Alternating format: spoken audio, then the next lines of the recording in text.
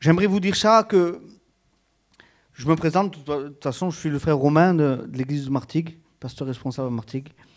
Et j'aimerais vous dire que j'ai le privilège, avant même de rentrer dans le message, j'aimerais vous dire, je le dis quand je visite, j'ai l'occasion de prêcher dans les prisons. Et je suis aumônier à la prison de Luynes, à Aix-en-Provence. Et j'ai eu l'opportunité de voir la gloire de Dieu.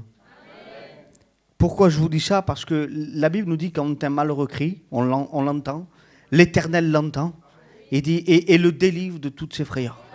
Quelle vérité! Et un jour, on devait faire une réunion dans cette prison-là. Et quand on est arrivé devant le bâtiment où on devait rentrer faire cette réunion, ils sont arrivés en train de nous dire, non, la réunion est annulée, vous ne pouvez pas rentrer dans le bâtiment parce qu'il y a un manque d'effectifs, donc on ne peut pas assurer la sécurité, on ne peut pas faire la réunion, c'est terminé.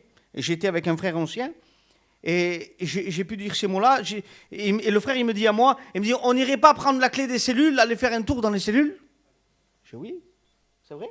Donc on est parti, on a pris une clé, grande comme ça à peu près, mais elle avait une particularité, cette clé, c'est qu'elle ouvrait toutes les portes. On appelle ça un passe. Et là, quand on a commencé à partir dans un bâtiment, on est rentré dans une coursive. Et il y avait un moment donné, il y avait, je sais pas moi, une quarantaine de portes à droite et une quarantaine à gauche. Et on a commencé à marcher. Et à un moment donné, dans ce chemin-là, j'ai dit au frère ancien, j'ai dit, mais dans quelle cellule qu'on va rentrer? Il a levé son passe comme ça. Et il a dit, ben, on se laissera guider par Dieu. Alors moi, je marche avec lui, on commence à marcher. Et je vais vous dire ça, moi, par hasard. Un chrétien, il sait qu'il n'y a pas d'hasard, mais par hasard. J'ai saisi la clé et je l'ai mis dans une serrure. Et j'ai commencé à déverrouiller cette serrure-là. Et quand la porte s'est ouverte, j'ai vu un garçon, 26 ans, assis sur son lit. Il se tenait la tête et il pleurait comme un bébé. Et quand on rentre et on se présente tout d'abord, il dit, ben, on est des pasteurs. Quand il écoute ce mot-là, on est des pasteurs, des hurlements dans la cellule. C'est même pas la peine. J'ai dit, qu'est-ce qui se passe? À un moment donné, on prend la chaise, on essaie de se mettre à côté de lui, et il nous a dit ça, asseyez-vous. Il faut que je vous raconte quelque chose. Mais je vous le raconte comme ça, moi, mais lui, il était en sanglots, il n'arrivait plus à respirer. Et il me dit ça. Il me dit, aujourd'hui même, j'ai fait une prière à Dieu. Et il disait ces mots-là dans sa prière. Je vais t'expliquer ma prière, il me dit. Il était découragé, il connaissait l'évangile, il avait entendu déjà, il n'était pas converti par les erreurs de la vie. C'est vrai, vous comprenez? Il était en prison.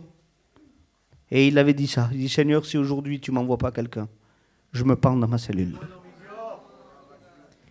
Et la prière n'était pas terminée. Il écoute un bruit de verrou qui est en train de se déverrouiller. Et 2 serviteurs de Dieu venaient d'arriver. Alors je répète mes mots pour que tu puisses comprendre. Quand un malheureux crie, l'Éternel l'entend et le délivre de toutes ses frayeurs.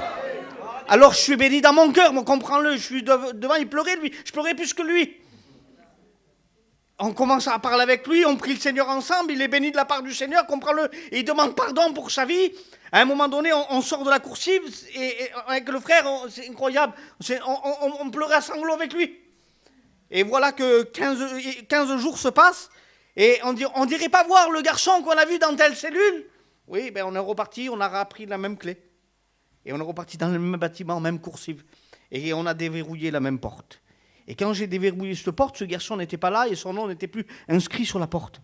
J'ai fait appeler un surveillant, j'ai dit, où c'est que le garçon de la cellule, là, il est où? Et j'ai donné son nom, ils ont des numéros, j'ai donné le numéro d'écrou, j'ai dit voilà. Et il a tapé au fichier, il y avait marqué ça, libérable. Comment, libérable? J'ai dit, il y a 15 jours, ce garçon est en train de me dire qu'il venait d'être jugé à 6 ans ferme de prison. 15 jours après, je reviens, il est libérable. Je sais pas.